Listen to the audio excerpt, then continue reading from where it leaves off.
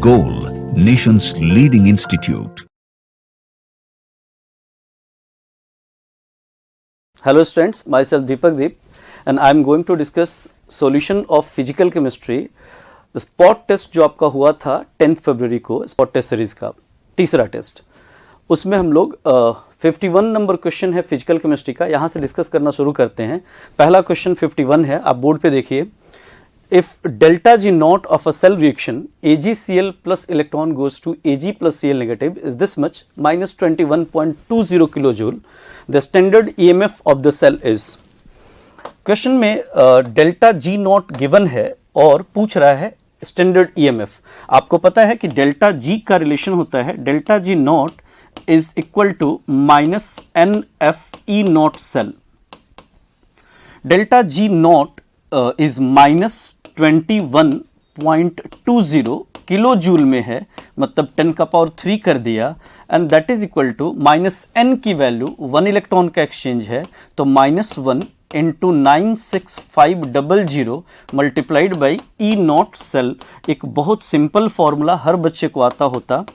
ये E not cell is equal to, ये minus minus cancel हो जाएगा तो 21.20 मल्टीप्लाइड बाई 10 का पावर 3 डिवाइडेड बाई 96500।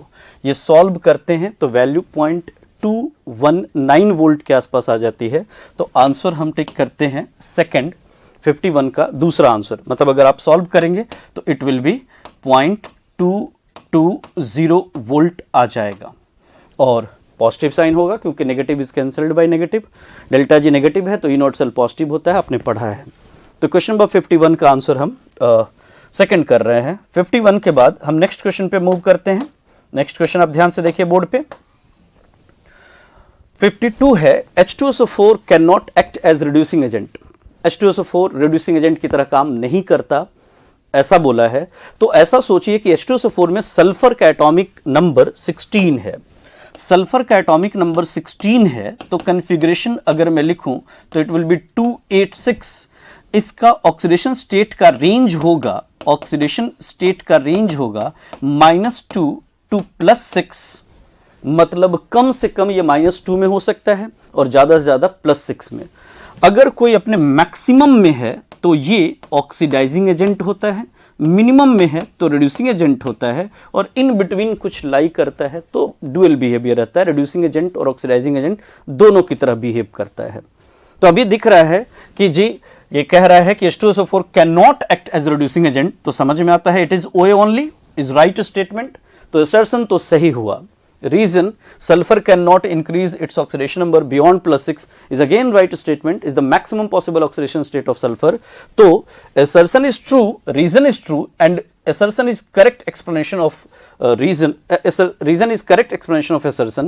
तो आंसर हमें क्या करना चाहिए? थर्ड 52 का तीसरा आंसर कि assertion भी सही है जी, reason भी सही है और ये correct explanation भी है। Reason is correct explanation of assertion. तो हम लोग थर्ड आंसर करते हैं इसका। आप नेक्स्ट क्वेश्चन देखिए। नेक्स्ट क्वेश्चन है question number 54। Incorrect statement is, इनमें से गलत स्टेटमेंट ढूंढना है। बहुत सिंपल क्वेश्चन केमिकल काइनेटिक्स का। Unit of rate of disappearance is mole पर लीटर पर second. Capital M stands for mole पर लीटर। आपको पता है कि रेट कांस्टेंट का यूनिट, रेट का unit is always fixed, but rate constant का unit strictly depends on order of reaction. तो इस क्वेश्चन में कह रहा है कि unit of rate of disappearance, rate है तो रेट तो ठीक है जी, मोल पर लीटर पर सेकंड। रेट ऑफ रिएक्शन मोल पर लीटर पर second. Unit of rate constant के डिपेंड्स ऑन ऑर्डर। ये तीनों स्टेटमेंट तो सही लग रहे हैं, लेकिन कह रहा है कि फर्स्ट ऑर्डर रिएक्शन का रेट कांस्टेंट का यूनिट मोल पर लीटर पर सेकंड होगा। हम जानते हैं R is equal to KA। अगर कोई फर्स्ट ऑर्डर रिएक्शन है तो ये मोल पर लीटर पर सेकंड, मोल पर लीटर पर सेकंड है, और के ये जो स्क्वायर ब्रैकेट है ये भी मोल पर लीटर। तो अब मोल पर litre is cancelled by mole पर लीटर, तो बचेगा क्या? यूनिट पर सेकंड। तो ये मोल पर लीटर पर सेकंड कह रहा था, ये तो पक्का गलत है। तो 54 का आंसर हमें क्या कर देना चाहिए? फोर्थ। सिंपल क्वेश्चन है, यूनिट ऑफ रेट और रेट कांस्टेंट पे बेस्ड। एग्जाम में भी ऐसे क्वेश्चंस पूछे गए हैं, तो सिंपल क्वेश्चन है। हम लोग फिर मूव करते हैं क्वेश्चन नंबर 57 पे। अब 57 देखिए, कह रहे unit of rate constant of zero order and first order reaction. First order का तो अभी प्रीवियस क्वेश्चन में किया हम लोगों ने, पर सेकेंड, और जीरो ऑर्डर में चूंकि पावर कंसंट्रेशन का तो रेट इज इक्वल टू के होता है। अगर हम जीरो ऑर्डर की बात करें, चूंकि ऊपर फर्स्ट ऑर्डर की बात हम लोगों ने की है, फॉर जीरो ऑर्डर रिएक्शन, तो आपने ये पढ़ा है कि R इज इक्वल टू के और A का पावर 0, मतलब R इज इक्वल टू के। R इज इक्वल टू के का मतलब रेट का वही यूनिट होगा जो K का यूनिट है। तो हमें समझ में आता है कि मोल पर लीटर पर सेकेंड और पर सेकेंड इसका आंसर हो जाता है। तो 57 का थर्ड आंसर हम लोग टिक कर सकते हैं। नेक्स्ट क्वेश्चन देखिए, 57 के बाद नेक्स्ट क्वेश्चन है हमारा 61। What is the percentage dissociation of acetic acid if equivalent conductivity at this dilution and infinite dilution are this much and this much, 148 and 390। आपने सीखा है कि जो डिग्री ऑफ डिसोसिएशन होता है अल्फा, वो बराबर होता है lambda E divided by maximum जो होता है लैम्डा ई नॉट। तो ये अप्लाई किया तो इट विल बी 148 और डिवाइडेड बाई 398। इसने कहा परसेंटेज बताइए, तो परसेंटेज डिसोसिएशन के लिए मुझे इसको 100 से मल्टीप्लाई करना होगा। तो 148 डिवाइडेड बाई 398 और मल्टीप्लाइड बाई 100 कर दिया। जब हम इसको सॉल्व करते हैं तो अप्रॉक्स 37.18% आंसर आ जाता है। तो ये भी बहुत सिंपल क्वेश्चन है। अब देखो ऐसे क्वेश्चंस में ना एग्जाम में ट्राई ये करो कि ये 150 है अप्रॉक्स और ये 400 है, तो ये 0000 से कैंसिल हुआ और 150 डिवाइडेड बाई 4 37.5 आता है। तो 37.18 उसके काफी क्लोज है, तो हम ऐसा आंसर कर सकते हैं। ये कैलकुलेशन में थोड़ा हमें ध्यान रखना होगा। नेक्स्ट क्वेश्चन भी देख लीजिए साथ में ही, यूनिट ऑफ इक्विवेलेंट कंडक्टिविटीज।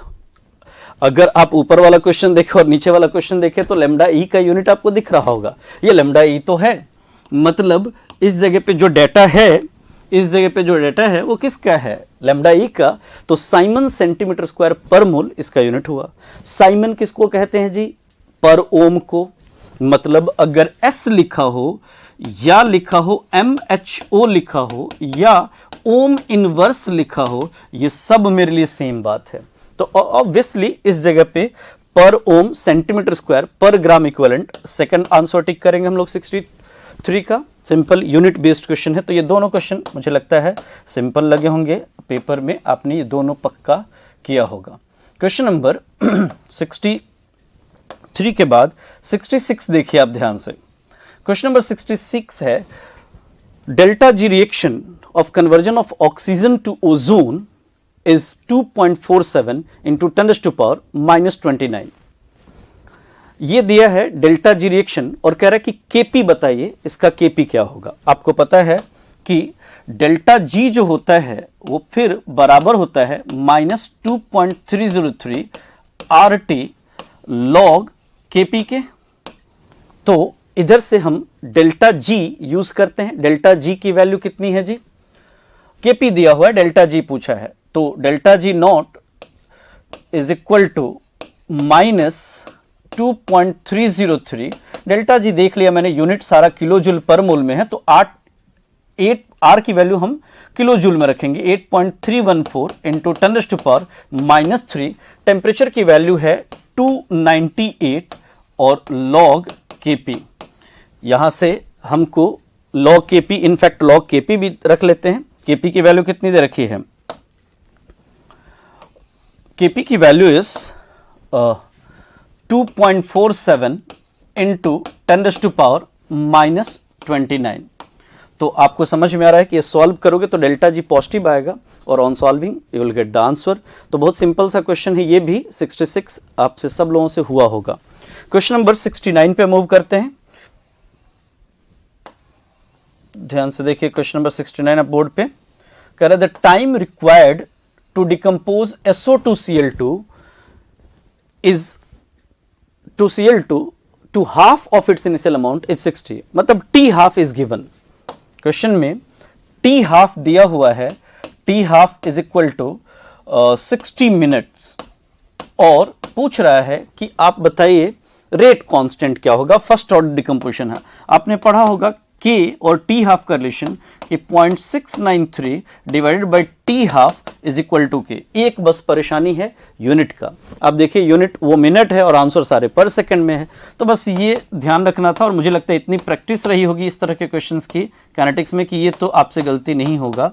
तो 60/60 और ये पर सेकंड में आंसर आ जाएगा। सॉल्व करेंगे तो एक आंसर हम लोग को थर्ड मिल जाता है, तो 69 का आंसर हम लोग थर्ड कर देंगे। सिंपल है, मुझे लगता है सब लोगों ने किया होगा। और ये एग्जाम में खूब पूछा जाता है कि टी हाफ दे के के पूछ लेना, के दे के टी हाफ पूछ लेना, बड़ा इंपॉर्टेंट क्वेश्चन है। 72 क्वेश्चन देखिए। 72 नंबर में फिर एक सिंपल सा क्वेश्चन है कि the current is passed for 548 second through a silver coulometer, result in deposition of 0.746 gram of silver, the current in ampere is. तो बहुत सिंपल क्वेश्चन है, अब देखिए इसको। m इज इक्वल टू हम लोगों ने पढ़ा होता है ZIT, और Z को लिखते हैं हम लोग E/F और इंटू IT रखते हैं सारी वैल्यू। मास कितना मिला है जी?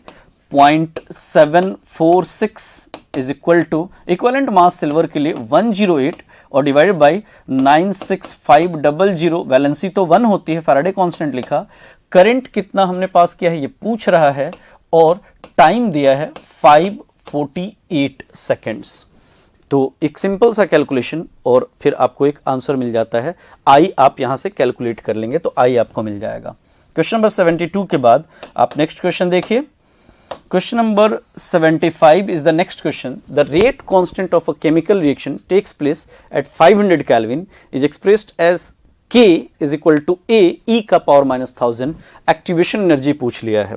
सिंपल क्वेश्चन है ये भी। करना ये है हम लोगों को कि जब कोई हमसे एक्टिवेशन एनर्जी की बात करता है तो हमें फिर Arrhenius equation K is equal to A exponential minus EA by RT use करना चाहिए।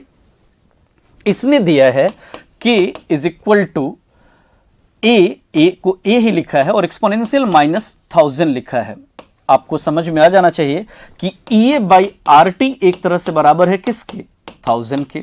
इक्वेट कर लीजिए तो EA बराबर हो जाएगा EA is equal to 1000 multiplied by RT। R की वैल्यू चूंकि कैलोरी में है तो 2 यूज किया, और T is given as 500 kelvin. अगर आप क्वेश्चन देखें तो आपको समझ में आता है 500 इंटू 2 1000 और 1000 तो 10 का पावर 6 कैलोरी पर मोल आंसर कर देंगे। किलो कैलोरी है एक सेकेंड, इट शुड बी 10 का पावर, ये 1000 है और ये 500 है 2, तो ये हमारा 10 का पावर 3 10 का पावर 6 हो जाएगा।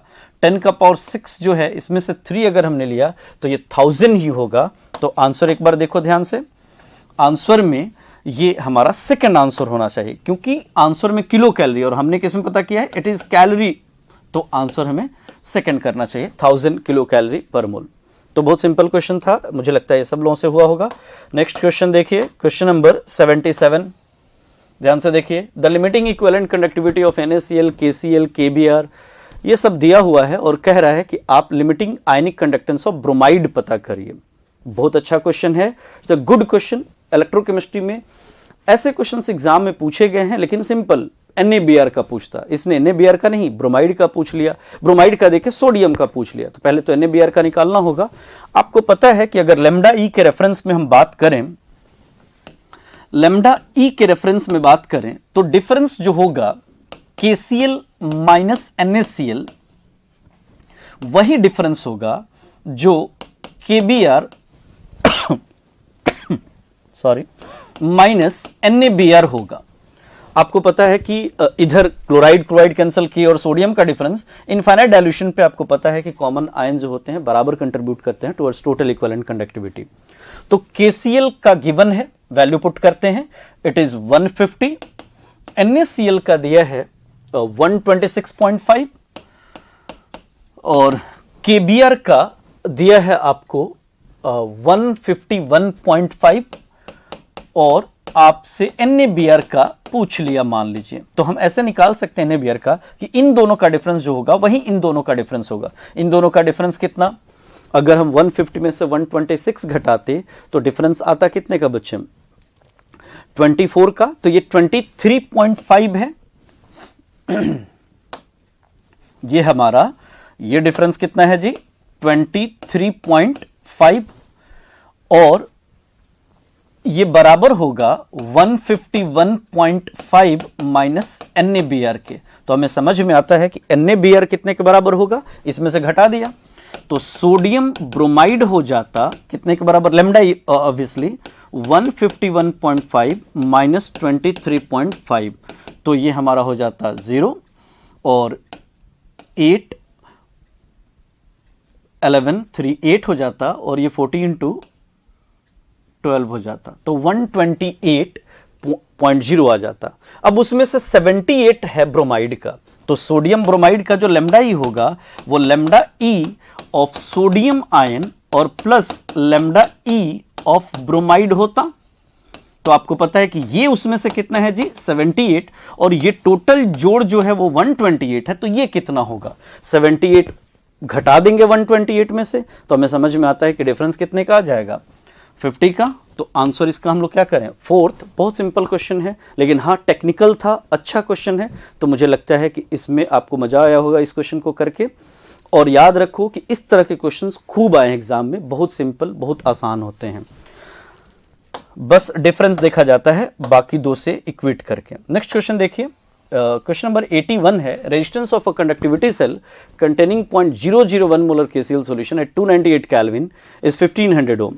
देखिए ध्यान से, क्वेश्चन में आपको दिया है मोलारिटी और resistance, what is the cell constant if this much molar KCl same solution, और उसका कंडक्टिविटी दिया हुआ है। तो आपको पता है K इज गिवन 0.146 इंटू 10 का पावर -3 और R इज गिवन लाइक 1500। तो पूछ रहा है कि G स्टार बताइए। आपको पता है कि G star is equal to क्या होता है R के, तो बस 1500 मल्टीप्लाइड बाई 0.146 इंटू 10 का पावर -3। तो आपको समझता है इधर मल्टीप्लाई किया तो ये 1.5 हो जाएगा, मल्टीप्लाइड बाई 0.146 है, मतलब 0.146 का 1.5 गुना, मतलब अगर हम 146 में 72 जोड़ दें तो ये 8 और 1 और ये 218 हो जाता है। तो मुझे समझ में आता है कि ये आंसर भी आपको 0.219 समझ में आना चाहिए। तो आंसर 81 का हमें थर्ड कर देना चाहिए। सिंपल क्वेश्चन है ये भी। नेक्स्ट क्वेश्चन पे मूव करिए। 81 के बाद नेक्स्ट क्वेश्चन है 84। फिर से इलेक्ट्रो का कंडक्टिविटी 0.2 मोलर KCl का इतना मोलर कंडक्टिविटी बताइए। आपको पता है सिंपल फॉर्मूला इसका भी, लैम्डा m जो होता है वो K बाई C। अब ऊपर 1000 या नीचे 1000 आपने पढ़ा होगा, अगर यूनिट ये पर सेंटीमीटर है तो हमने ऊपर 1000 करना होता है कन्वर्जन के लिए। तो K की वैल्यू कितनी दे रखी है जी 0.0248 और डिवाइडेड बाई कंसंट्रेशन इज 0.2 और इनटू 1000। चलिए इसको मल्टीप्लाई कर देते हैं। अगर एक डेसिमल हटाया तो ये 0.248 होता और 0.248 मल्टीप्लाइड बाई 1000 होता, तो ये 248 और बाई 2 बचता। समझ में आता है 124 साइमन सेंटीमीटर स्क्वायर पर मोल विल बी द आंसर। तो बहुत सिंपल क्वेश्चन है, आप ये भी कर पाए होंगे। ये हमारा लैम्डा m पे बेस्ड क्वेश्चन था। नेक्स्ट क्वेश्चन देखिए, क्वेश्चन नंबर 86 है बच्चे। For the given rate constant order of reaction is, ऐसा ऑर्डर तो देख के नहीं बताया जा सकता, लेकिन K का यूनिट ऑर्डर गाइड कर देता है। अभी हम लोगों ने पहले इसी डिस्कशन में, इसी सॉल्यूशन में पढ़ा कि अगर फर्स्ट ऑर्डर काइनेटिक्स है तो यूनिट होता है पर सेकंड, और जीरो ऑर्डर में मोल पर लीटर पर सेकंड। दो तो कम से कम हमने देखा ही है। वैसे आपको पता है कि ये जो K होता है, K का यूनिट nth ऑर्डर रिएक्शन के लिए मोल पर लीटर 1 माइनस n पर सेकंड होता है, जहां n ऑर्डर होता है। तो अगर n की जगह 1 रख दें तो ये पर सेकंड होगा। तो ये पर सेकंड में दिया है, ये गाइड कर रहा है मुझे कि ऑर्डर कौन सा है जी, फर्स्ट ऑर्डर काइनेटिक्स है। नेक्स्ट क्वेश्चन देखिए आप, सिंपल है, ये हुआ होगा आपसे। नेक्स्ट क्वेश्चन है 89th। The standard electrode potential for Daniell cell is 1.1 volt, calculate standard Gibbs energy of the reaction. Simple, अभी ऐसा फॉर्मूला हम लोगों ने इसी टॉपिक में फिर यूज किया था। क्या है वो, delta G not is equal to minus NFE not cell. What is N तो दिख रहा है +2 to 0 या 0 to +2, तो n की वैल्यू 2 है। Faraday constant 96500 multiplied by 1.1 solve किया तो एक आंसर जूल में आ जाएगा, इंटू 10⁻³ कर दिया तो किलो जूल में आंसर आ जाएगा। मुझे लगता है ये भी आपने किया होगा, बहुत सिंपल क्वेश्चन है। नेक्स्ट क्वेश्चन पे आप मूव करिए, क्वेश्चन नंबर 92 देखिए। The 4 quantum numbers of outermost electron of K potassium, potassium का कॉन्फ़िगरेशन लिखना होगा। K is equal to 19, 1s2, 2s2, 2p6, 3s2, अभी तक हमारे पास 10 इलेक्ट्रॉन हो गए, 12, 3p6 और 4s1 आ जाएगा। तो मुझे समझ में आता है कि ये है जी लास्ट इलेक्ट्रॉन, तो n की वैल्यू तो 4 हो जाएगी, फोर्थ क्वांटम नंबर है। l की वैल्यू 0, m की वैल्यू 0 और s की वैल्यू या प्लस हाफ कह दें या माइनस हाफ कह दें। तो 4 0 0 s प्लस हाफ, एक ही ऑप्शन दिखता है और वो आंसर कौन सा है बच्चे? सेकंड। तो सेकंड टिक किया जाए। 92 के बाद आप देखिए 95, क्वेश्चन नंबर 95 है, the plot of K versus 1/T is linear. Plot of K versus 1/T is linear. आप देखिए K का एक्सप्रेशन होता है K का एक्सप्रेशन है हमारे पास K is equal to A E minus EA/RT, exponential लगा हुआ है। तो कह रहा है कि अगर 1/T के साथ हम K का प्लॉट देखें तो ये लीनियर होगा। आप देखिए ध्यान से, तो एक्सप्रेशन आता है ln K is equal to ln A minus EA/RT। मतलब अगर 1/T और ln K का प्लॉट देखते तो लीनियर आता। तो पहला स्टेटमेंट तो गलत हो गया, फर्स्ट स्टेटमेंट इज रॉन्ग कि ln K नहीं, ये खाली K बोला है और कह रहा है कि K is equal to A exponential EA minus, ये सही है। तो assertion is false and reason is true. Answer हम लोगों को क्या करना चाहिए? सेकंड। 95 का आंसर दूसरा हो जाता है। 95 के बाद आप नेक्स्ट क्वेश्चन देखिए 98। At 25 degree Celsius a 0.01 mole sample of gas is compressed from 4 litre to 1 litre at constant temperature. 4 litre से 1 लीटर हुआ है जी, कंप्रेशन की बात कर रहा है। What is the work done for this process? समझ में आता है कि हम W का फॉर्मूला सिंपल इरिवर्सिबल का लगाएंगे, minus P external into delta V।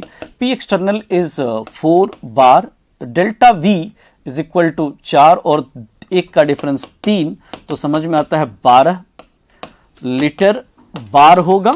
और इसको अगर हमें जूल में कन्वर्ट करना है तो 12 मल्टीप्लाइड बाई 100 अप्रॉक्स 100, ये जूल में आंसर होगा। तो 1200 इसमें से कौन सा है? वो एक ही ऑप्शन दिखता है, आंसर नंबर 4। तो 98 का आंसर हम लोगों को 4th कर लेना चाहिए। क्वेश्चन था आपका, तो मुझे लगता है सब लोगों ने अच्छा किया होगा। ये पेपर बहुत आसान था, अगर सही NCERT बेस्ड पेपर था, बैलेंस्ड पेपर था। तो ये था physical chemistry. Thank you so much.